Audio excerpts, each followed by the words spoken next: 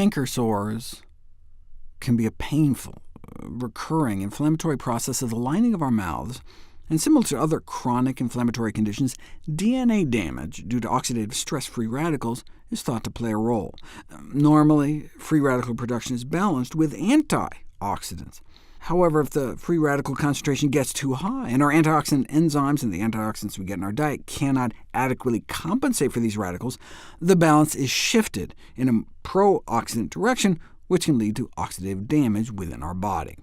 OK, so do those with recurring canker sores have fewer antioxidants, more oxidation, and more DNA damage? Yes, and yes.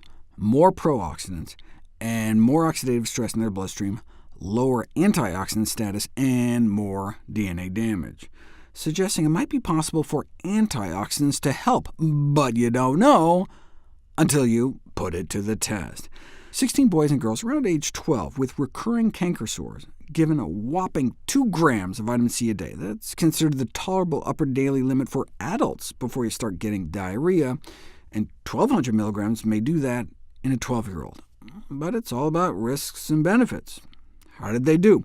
15 out of 16 cut the number of canker sores they were getting at least in half. In 3 months before they started the vitamin C, they averaged 4 canker sores, but in 3 months they were on it, had less than 1 on average. Then they tried stopping the C for another 3 months, and the ulcers started coming back, and so they added the C back, and the canker sore rate dropped again. What about applying antioxidants directly, like a turmeric gel, a gel containing 2% curcumin, the yellow pigment of the spice turmeric, swabbed directly onto the canker sores twice a day? It did seem to significantly reduce pain intensity and ulcer size compared to placebo, compared to a gel containing no active ingredient.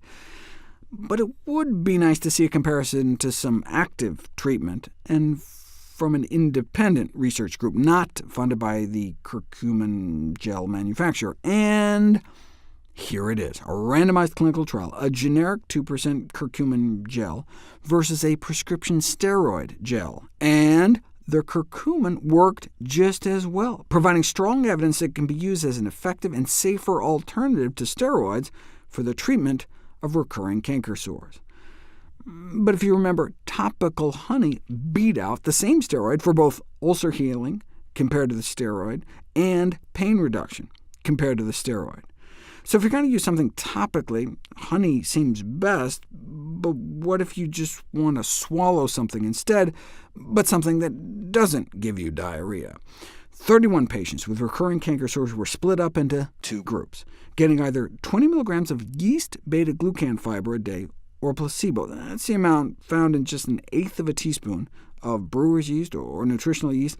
In the placebo group, no significant change, whereas in the yeast group, ulcer severity was cut nearly in half, so that's something else you can try. If it's an antioxidant thing, can't you just eat a plant-based diet, lots of fruits and vegetables, and treat it that way? That's never been put to the test, though a plant-based diet could also make things worse if one is not ensuring a regular, reliable source of vitamin B12 through supplements or fortified foods.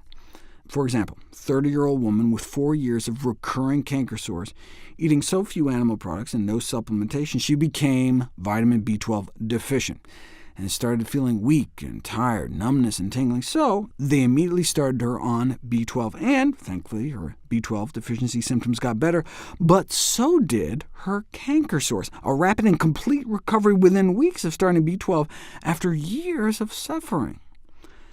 We've known B12 deficiency could lead to canker sores since the 70s, so much so that a recommendation has been made to consider B12 deficiency any time you see a patient with recurring canker sores. In fact, a number of nutrient deficiencies may do it. If you compare the lab tests of those with recurrent canker sores to those without, more than half of the canker sore group showed evidence of hematinic deficiencies, in other words, blood-forming nutrient deficiencies, compared to less than 1 in 10 in the non-canker sore group. So we're talking like iron deficiency and folate deficiency, in addition to B12 deficiency. So they gave them supplements, and their canker sores improved, especially among those who didn't have a family history of canker sore problems. OK, so you could see how vitamin and mineral supplements might help people who are deficient, but might a supplement like vitamin B12 help even in people not B12 deficient? Apparently so. As the title says, cyanocobalamin, the most common form of supplemental B12, may be beneficial in the treatment of recurrent canker sores even when vitamin B12 levels are normal.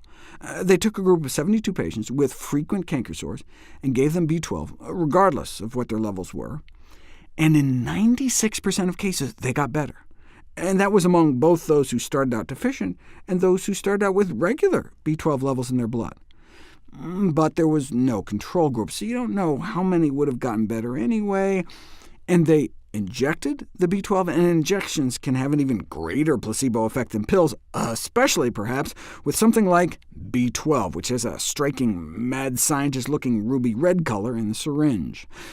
But there had never been a randomized, double-blind, placebo-controlled trial of oral B12 for canker sores until there was.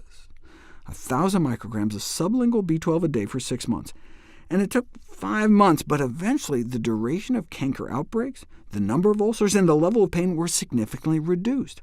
And again, regardless of the initial vitamin B12 levels in their blood. So B12 deficient or not, vitamin B12 supplements seemed to help. By the end of the study, twice as many in the B12 group appeared to have been cured. So vitamin B12 supplements represent a simple, inexpensive, low-risk, effective treatment, though it appeared to take months before it starts working. Whereas if you apply B12 directly to the canker sore, a randomized double-blind placebo-controlled trial of a B12 ointment applied directly to the canker sores, you can get at least significant reduction in pain within 2 days compared to placebo, and again, it doesn't matter whether you're vitamin B12 deficient or not.